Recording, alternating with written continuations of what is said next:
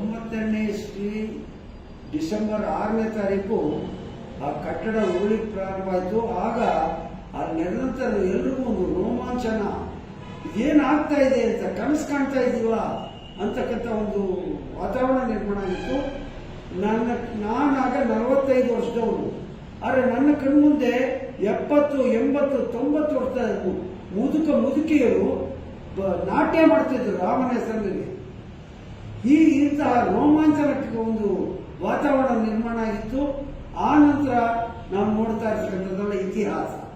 ಈ ಇತಿಹಾಸ ಹೇಗೆಂದ್ರೆ, ಆ ನಂತರ ಅದು ಕೋರ್ಟ್ಗೋಯ್ತು, ಎಲ್ಲ ಆಯ್ತು.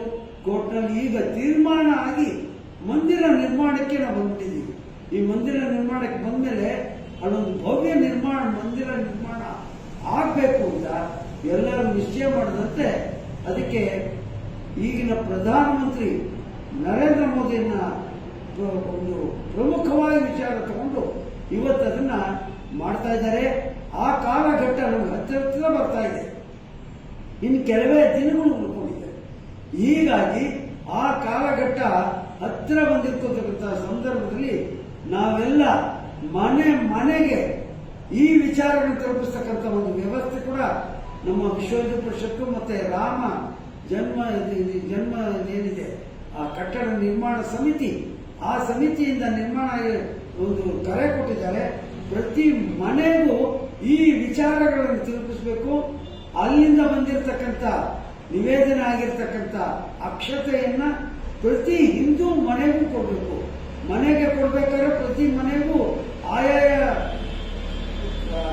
ಹತ್ತಿರದಲ್ಲಿರ್ತಕ್ಕಂಥ ಕಾರ್ಯಕರ್ತನ ಎಲ್ಲರೂ ತೋರಿಸ್ಕೋಬೇಕು. ಈಗಾಗಲೇ ನಾವು ಇದನ್ನು ನೋಡ್ತಾ ಇದ್ದೀವಿ. ಮಕ್ಕಳು ಮರಿಯಂತೆ ಎಲ್ಲರೂ ಇದರಲ್ಲಿ ಪಾಲ್ಗೊಳ್ತಾ ಇದ್ದಾರೆ. ಸಂದೇಶ ಹೇಳಿದೆ, 2 ನಿಮಿಷ ಸಂದೇಶ. ಈಗ ಸಂದೇಶ ಏನಂದ್ರೆ, ನಾವು ಪ್ರತಿಯೊಂದು ಮನೆಯಿಂದನೂ ಅವತ್ತೇನ್ ಮಾಡಬೇಕು ಅಂದ್ರೆ, ಅಲ್ಲಿ 22ನೇ ತಾರೀಕು ಆ ಸಮಯ ಒಂದು ಸೂಚಿಸಿದ್ದಾರೆ.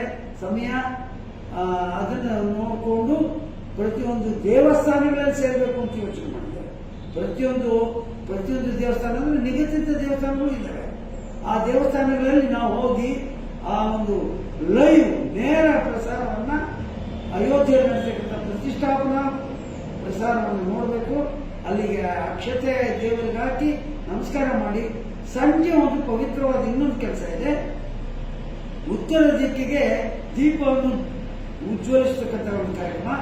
ಮನೆಗೆ 5 ದೀಪಗಳು ಹಚ್ಚಿ ಎಲ್ಲವನ್ನು ಉತ್ತರ ದಿಕ್ಕಿಗೆ ತೋರಿಸಿ ಅದಕ್ಕೆ ನಮಸ್ಕಾರ ಮಾಡಿ, ಆ ನಂತರ ಮನೆಯಲ್ಲಿ ದೇವರಿಗೆ 2 ಮತ್ತು ಇದನ್ನು ಮಾಡಬೇಕು ಅಂತ ಹೇಳ್ಬಿಟ್ಟು ಎಲ್ಲರೂ ನನ್ನ ಕಳಕಳಿಯ ಪ್ರಾರ್ಥನೆ.